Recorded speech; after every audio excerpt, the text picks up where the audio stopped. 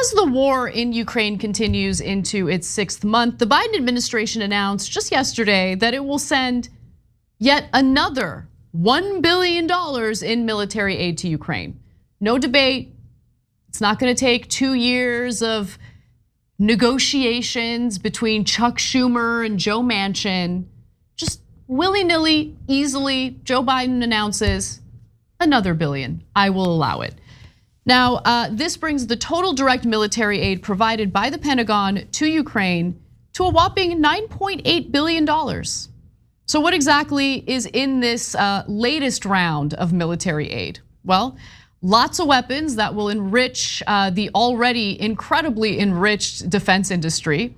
Weapons deliveries will include additional ammunition for the 16 long-range HIMARS missiles, which the Biden administration began delivering to Ukraine in May. 75,000 rounds of 155 millimeter artillery ammunition, 20 120 millimeter mortar systems, and 20,000 rounds of 120 millimeter mortar ammunition. 1,000 Javelin, each worth about $78,000. I mean, the list goes on and on. Please don't make me read all of the different military weaponry that will be sent over to Ukraine without any discussion, without any negotiation, without any debate. And while it is totally fine to address the needs of the Ukrainian people and the Ukrainian military to defend themselves against Russian war and aggression, I just find it so fascinating that when it comes to something that will clearly benefit the defense industry, no debate, no pushback, no nothing.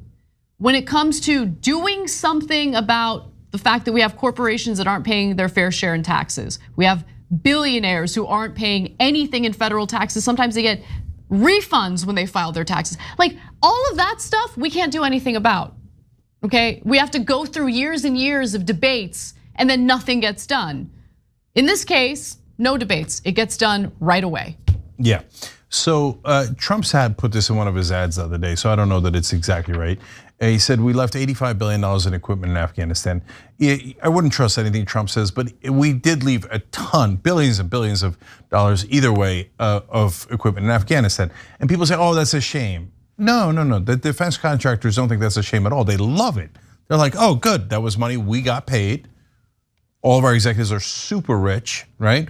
Who cares that we left it behind for Afghanistan? That's a good thing, because then they'll use it, and then other people will have to buy more weapons from us to counteract the ones we left behind in Afghanistan. That's right. ISIS captured a whole bunch of our weapons. That turned out to be great for the defense industry, because then we had to spend a lot more money fighting ISIS.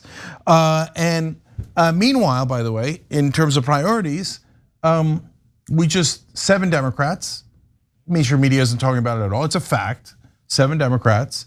They were supposed to all lockstep vote against all the amendments so that beloved bill, the Manchin-Schumer compromise bill, can pass. So they voted down all of the progressive amendments. And then when it came to an amendment to protect private equity, those are the biggest bankers in the country.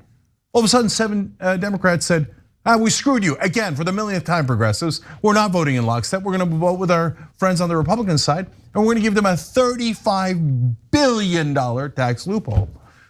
Mainstream media never ever reports it. They think that's perfectly fine. $35 billion to the bankers, a prize for no goddamn reason at the end. One they said they weren't going to do, but then did anyway, right? On top of all the other compromises. $1 billion in Ukraine. Look, we love Ukraine. We love that they're fighting back. What Russia did was horrific. So, but whenever it's bankers or defense industry, it gets approved right away. Child tax credit, paid family leave. You want to take paid family leave? Hell no. How are we going to pay for that? That's for the average American. They didn't bribe any politicians at all. What I also found fascinating about this was CBS's tweet from last week, which they promptly took down, and I'll tell you why. Here's what the original tweet said, the one that they've now taken down. The new CBS Reports documentary, Arming Ukraine, explores why much of the billions of dollars of military aid that the US is sending to Ukraine doesn't make it to the front lines. Of course. Like 30% of it reaches its final destination. Stream now. Later they took it down and then they clarified why. We removed a tweet promoting our recent documentary, Arming Ukraine, which quoted the founder of the nonprofit Blue Yellow, Jonas Omen's assessment in late April that only around 30% of aid was reaching the front lines in Ukraine. Since that time, he says delivery has improved. Additionally, the US military has confirmed that defense attaché Brigadier General Garrick Harmon arrived in Kyiv in August for arms control and monitoring. Monitoring. Oh, Brigadier General, I feel much better about the fact that we're just sending all this military weaponry with no real evidence that it's getting to the people that we meant for it to get to. By the way, later that Brigadier General, if all things hold, if history holds, will work for a defense contractor and probably make millions of dollars. But he's now monitoring whether only 70% is getting wasted or more or less. But it's not really wasted as long as those executives are getting paid, the politicians are being bribed, and the media is running ads from those same companies, so they shut the hell up about it and never question the powerful. It's so clear that the resources and the money is there. We see how easily that money is funneled to the defense industry. We see how easily that money is funneled in the form of subsidies for corporations, in the form of research and development funds for private corporations, which then of course turn around and price gouge us even after our taxpayer money funds their research and development. We know all of this stuff. So when they try to tell us, when politicians, namely corporate Democrats, try to tell us pretty little lies about how we don't have the resources to take care of our own people within our own borders, understand it's a lie. Understand we have those resources. We just need to understand what the priorities are. And the priorities are corporations, defense contractors, and and themselves, of course. And that's pretty much it. Yeah. Anyway,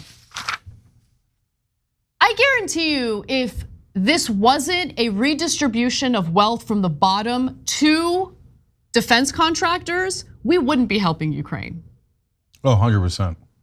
If the paid family leave went to defense contractors, it would have already passed. But it goes to you, so that's why it won't pass. Yeah. Guys, the reason why I'm constantly infuriated with the media is because these things are obvious and they're facts. And so when the media covers them up to make it appear as if these elitist, scummy politicians are working for you and they've gotten you historic reforms, that's worse than the original criminals because they're the getaway car. That's what the mainstream media is for corporate politicians who are robbing us blind.